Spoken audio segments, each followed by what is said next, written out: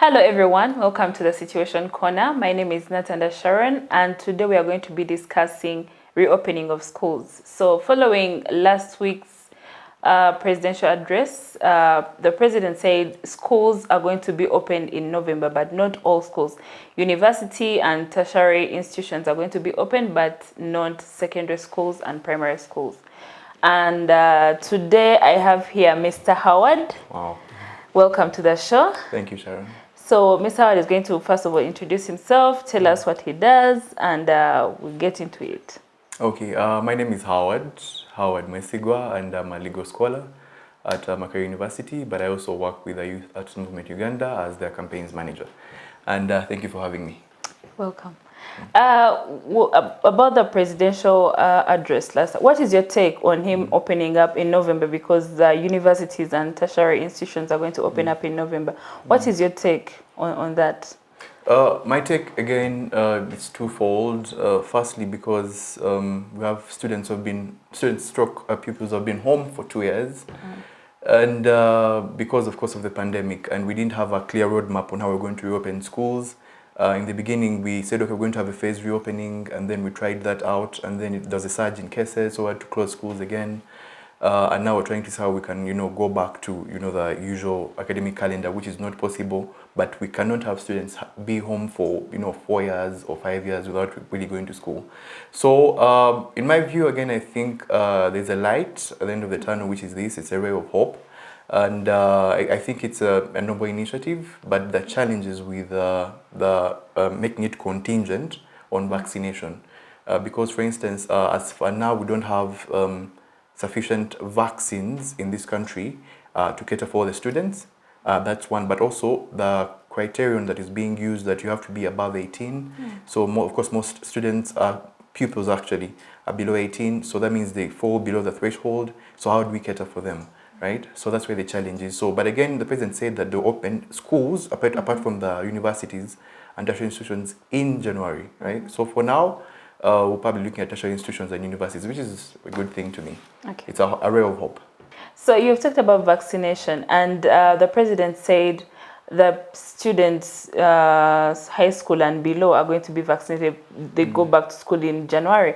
Do you think that is really going to be? Do you see it happening? Do you think it's going to happen for him to be able to vaccinate all these kids who are below secondary school?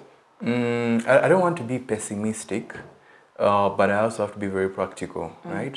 Because right now, the government has been prioritizing teachers first and then students. So to be honest, I don't see that materializing.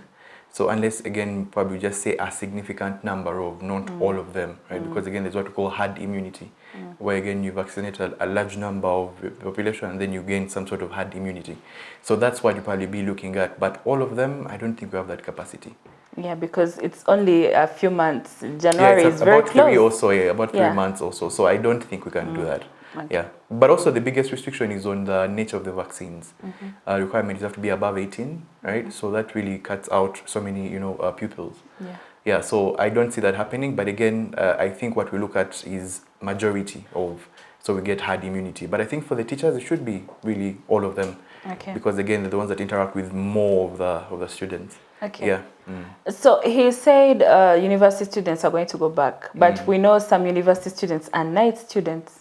But when he gave his address, he did not mention anything to do with curfew. It still stands at 7. How do you think students who study at night are going to be coping? Because it's day students and night students. How do you think night students are going to fit into that program? Yet he did not talk about the issue of curfew. No, I think what is going to be done is that I think they will sort of have to harmonize that with the curfew restrictions, and institutions will probably have to adopt or continue with the online learning for the evening students that have their lectures over and above that time for the curfew.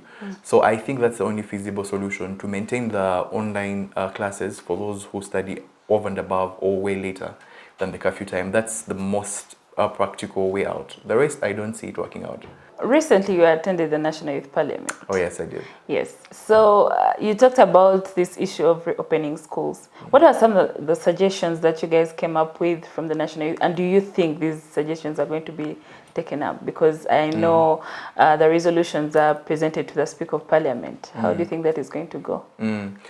First and foremost, the Youth Parliament, amazing experience. I don't think it's a facade or it's just a cosmetic event that we just go just to look good, and have fun. I think it actually has, residual overtones that speak to policy in this country, and we engage stakeholders, directly Parliament, Speaker, where many of these rules, regulations and laws are made. And we'll be seeing how we'll be following up some of these resolutions that we had as the House. So our opinion, of course, we had a sort of divergent opinion on this as the House, and that was amazing because, again, it's discourse, it's part of debate. But the majority of the honorable colleagues thought it was better for us to open these schools without essentially making it contingent on vaccination because of the question of feasibility again. Because if we make it strictly contingent on vaccination, then we'll never open up these schools. Yeah. Right? So it's like indicting these students and saying, okay, we will never open up these schools, but we're not telling you directly. So we think that, and we thought again that it was better for us to, yes, open schools as the President directed in January, but to look at vaccination of the teachers, right? And those students that above 18, but also the new the vaccines now that are being developed to sort of cater for children who are of a tender age, or those who are sort of below 18, right? So we can procure those as well and see how we can vaccinate the larger portion of students, because I don't think it's feasible to vaccinate all of them. And once we've vaccinated a majority of them, then we have the herd immunity, then we can see how we can open these schools again, because it's a matter of urgency. Wow, okay. So for our viewers out there, I want to pose a question to you all. What do you think about the reopening of schools? What do you think about the vaccination that they suggested vaccinating school-going kids? What are your views? Please leave a comment on our videos, and thank you for today. Thank you, Howard. Thank you for having me. You're welcome. Thank you so much for watching this episode of Situation Corner, and join us again on our next episodes. Leave a comment in regards to the question that I posed, and don't forget to subscribe on our YouTube channel and follow us all on our social media pages at Faraja Television. Thank you.